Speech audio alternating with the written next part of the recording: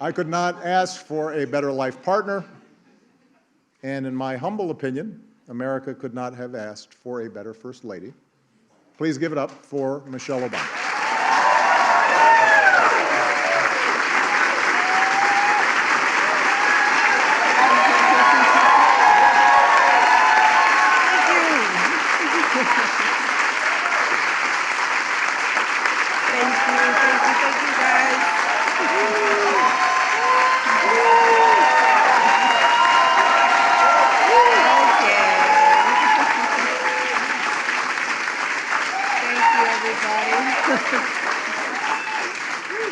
Oh, well, let me thank my husband, first of all, for such spicy remarks.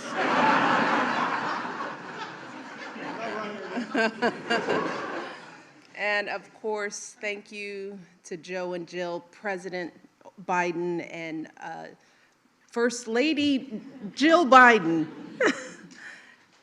Thank you for inviting us back. This means so much to us.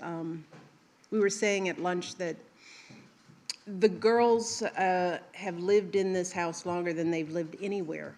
And so this, as odd of a home as this can be, as wonderful as it can be, it is a special place because we've raised our girls here. And it means so much to come back to friends and to be able to spend time talking about our girls. And so I am grateful to both of you for the work that you're doing, the love that you're showing us, our staff, and the work that you're doing for this country. Thank you so much.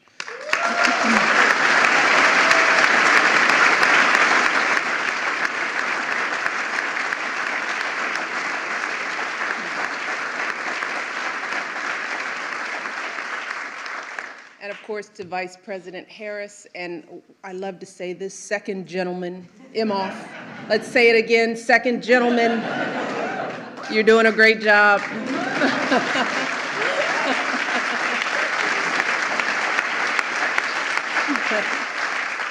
Thank you for joining us today. And I can't go any further without, of course, acknowledging all of the amazing staff, friends. You're more than staff, you're friends, you're family to us, particularly the people who've been part of my team over the years. I don't have time to name everyone, thank goodness. But you all know who you are, from the campaign to the White House to today. I would not be who I am without your passion and your faith. And all the love that you poured into everything that we accomplished together. And it was amazing, historic. What did Sam Cass used to say? Unprecedented. You all mean the world to me. And I mean that from the bottom of my heart. So thank you. Proud of you, proud of the work that you've done, proud of what you're doing. I also want to take the time to recognize the resident staff. As Barack said, you guys made this a home. We snatched up a few of you all and took you with us. But for those of you who we couldn't bring, we miss you so much. We miss you so much. The best part about this house was you all. So it's so good to see you, and you all look good, so good. I'd also like to recognize Stuart McLaurin, of course, John Rogers. It's been amazing working with you all over the years. I have to recognize Bill Allman, who has been fabulous to work with over the years.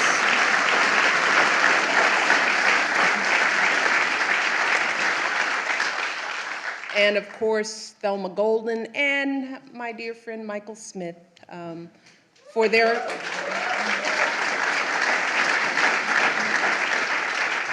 we are where we are because of their comprehensive and rigorous work to identify these incredible artists. And that brings me to our artist, of course, Robert McCurdy, who, you did a good job. did a good job. But I got to spend a lot of time with Sharon Sprung. And Sharon now joins a small but mighty group of women who've painted an official portrait here at the White House.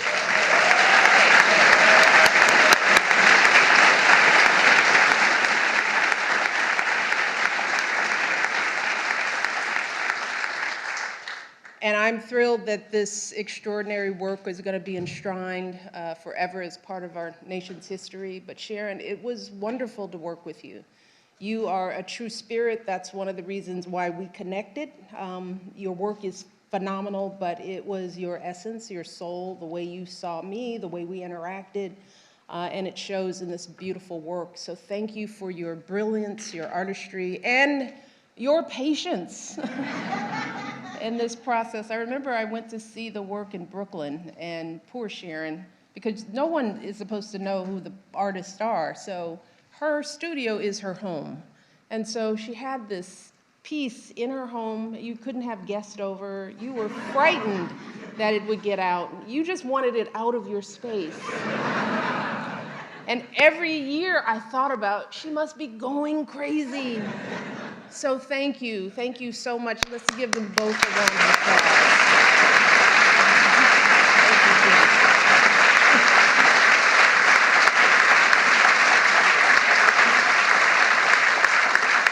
Oh, believe it or not, it is still a bit odd for me to stand in this historic space, see this big, beautiful painting staring back at me. Growing up on Euclid Avenue, Mommy, I never could have imagined that any of this would be part of my story. But even if it's all still a bit awkward for me, I do recognize why moments like these are important, why all of this is absolutely necessary.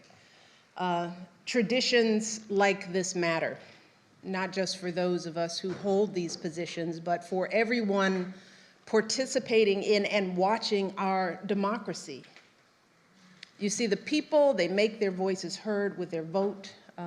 We hold an inauguration to ensure a peaceful transition of power. Those of us lucky enough to serve work, as Barack said, as hard as we can for as long as we can, as long as the people choose to keep us here. And once our time is up, we move on.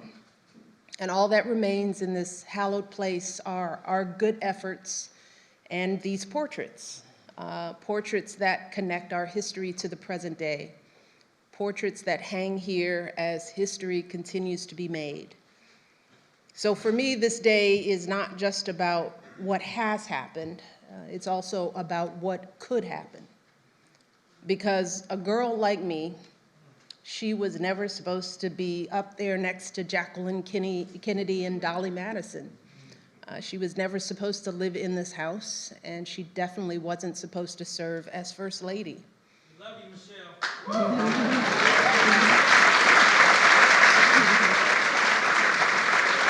Love you back.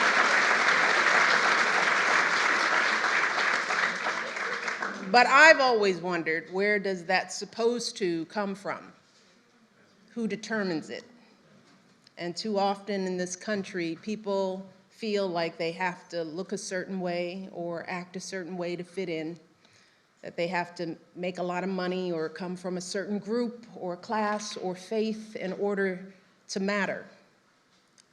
But what we're looking at today, a portrait of a biracial kid with an unusual name and the daughter of a water pump operator and a stay-at-home mom, what we are seeing is a reminder that there's a place for everyone in this country. Because as Barack said, the two of us can end up on the walls of the most famous address in the world. Then again, it is so important for every young kid who is doubting themselves to believe that they can too. That is what this country is about. It's not about blood or pedigree or wealth. It's a place where everyone should have a fair shot. Whether you're a kid taking 2 buses and a train just to get to school, or a single mother who's working 2 jobs to put some food on the table, or an immigrant just arriving, getting your first apartment, forging a future for yourself in a place you dreamed of. That's why for me, this day isn't about me or Barack. It's not even about these beautiful paintings.